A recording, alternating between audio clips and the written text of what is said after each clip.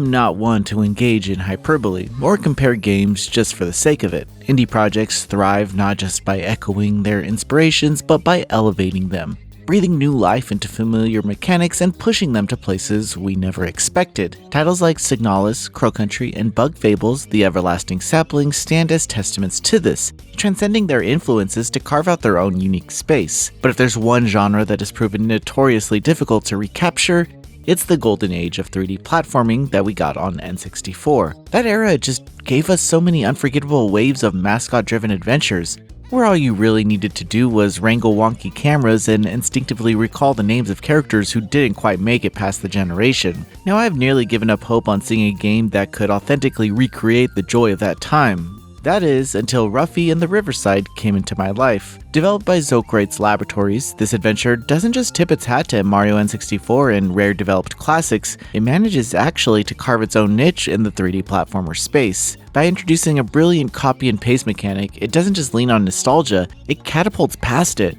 I was fortunate enough to play through an early version of the upcoming demo, and while you'll have to wait till February 11th to experience it yourself, trust me, this is something special. Whoa!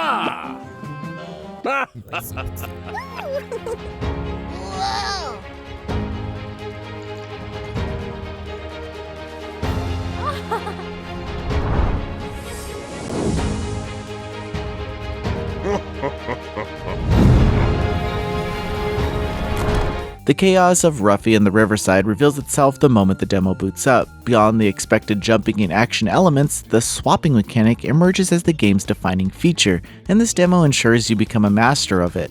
In execution, the swapping mechanic is a wildly ambitious system. It's one that I imagine was no easy feat for this small team to implement so seamlessly. During gameplay, you can borrow properties from objects and transfer them to others, altering their behavior in creative ways. Some transformations are time-limited, while others permanently change colors, textures, or even open up new paths. At first, I actually struggled to grasp the full extent of this system. The demo doesn't really hold your hand, but instead it subtly kind of guides you, encouraging exploration rather than just forcing the player through tedious tutorial slides. I can't overstate how refreshing this is. Teaching players a brand new system in an intuitive, natural way is an art form, and Ruffy and the Riverside executes it masterfully.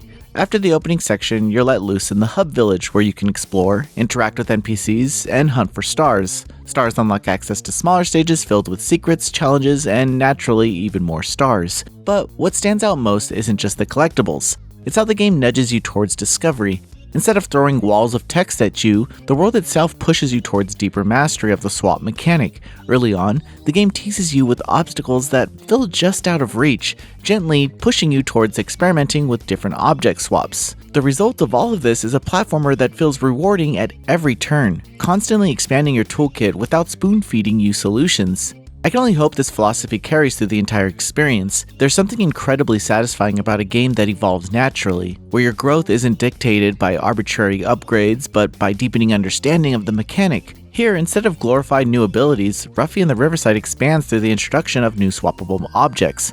The way gameplay unfolds keeps you engaged because you're always challenged to think creatively.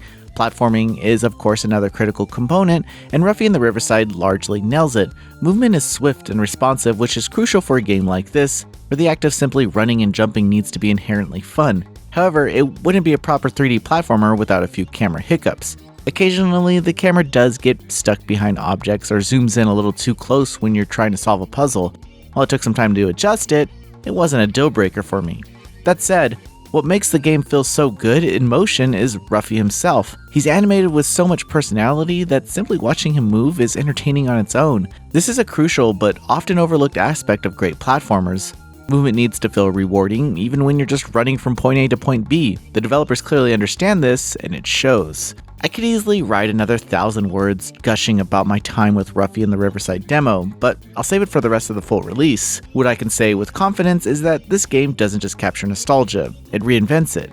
It's the kind of game that brings people together, that sparks conversations, and that we'll look back on years from now and say, yeah, that was something special. 2025 is shaping up to be a defining year for indie developers, proving once again that the most imaginative, heartfelt experiences come from the passion of small teams.